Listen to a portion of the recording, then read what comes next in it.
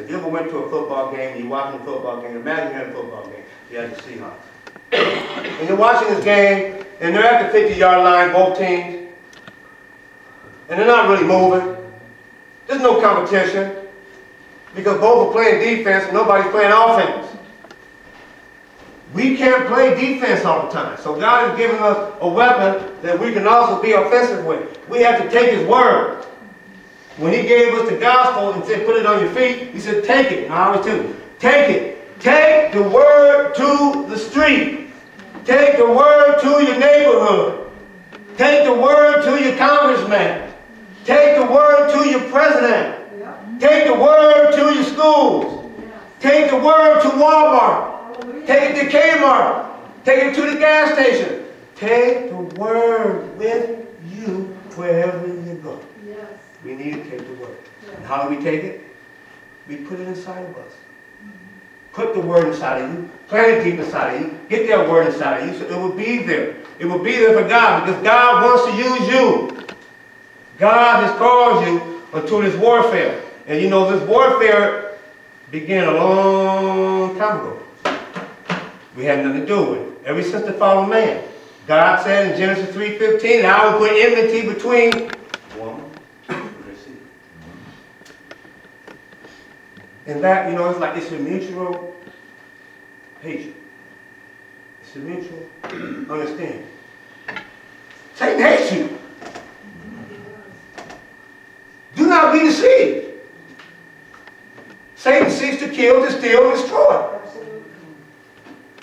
God has His plan, is to save the world. Satan has his plan, is to destroy the world, but not only destroy the world, but destroy those who would help to try to save it. You are called to try to save it. In verse 18 it says that we need to be in prayer. Pray at all times, even as we put on all this armor. You put on all this armor, we need to pray. Pray. And he says, pray with all prayer and supplication. Keep alert. Be watching. Because in the midst of the battle, you got to keep alert and know where your enemy is.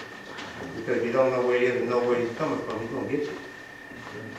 But we also have to know where he is and stuff and where he's coming from so we can go and get him. Because God has called us to protect those around us. Whether they are saved or unsaved. Because if they ain't saved, we need to pray for their salvation. And if they are saved and they're having, trials and difficulties, we need to pray for their encouragement, and we need to pray that they will get through that. We need to be intercessors. Jesus said, God said that they couldn't find intercessors among the earth back in Isaiah. I hope that's not true today. There should definitely be lots of intercessors. And he says he wants us to pray fervently. You know what fervently means? Fervently. He wants you to get hot about it. He wants you to get bothered about it. He don't care about, sometimes, people think they got to pray eloquently. God just wants you to pray. It doesn't have to be eloquent words. Just words. Just do it. Because it's important. He said it is very important. And in supplication, being urgent, being earnest in your request, according to God's will. According to His will. This war that we're in is not just a war for ourselves. This war that we are in is a battle for unbelievers as well. We are here to do God's work. You know how He said, the harvest is plentiful, but the laborers are few. The harvest is plentiful, but the laborers are sitting in the pew. You didn't hear me, did you? I said, the harvest is plentiful, but the laborers are sitting in the pew. Amen. What are we doing in the pew? When we need to be out laboring. There's a time to sit in the pew, yes, but there's a time to labor. There's definitely a time to labor, and we need to get in the mold of labor. We need to get in the mold to where we're pressing forward. We need to get in the mold to where we're pressing on to the mark. We need to get in the mold to where we're not only on the defensive, trying to just keep some ground and not lose some ground, but we need to be on the offensive so we can go out and take some ground and score a touchdown. Score a touchdown for Jesus. Save some souls. Snatch them up out of the pit of hell, because the Spirit of God is upon you. And He has anointed you to preach the gospel. He has anointed you to take His message to the poor. He has anointed you to set the captives free. He has anointed you, and I challenge you and you and you and me today. Don't be pew warmers, but get out there on the street and take His gospel to the street. You are God's warriors. You are God's army. Yeah.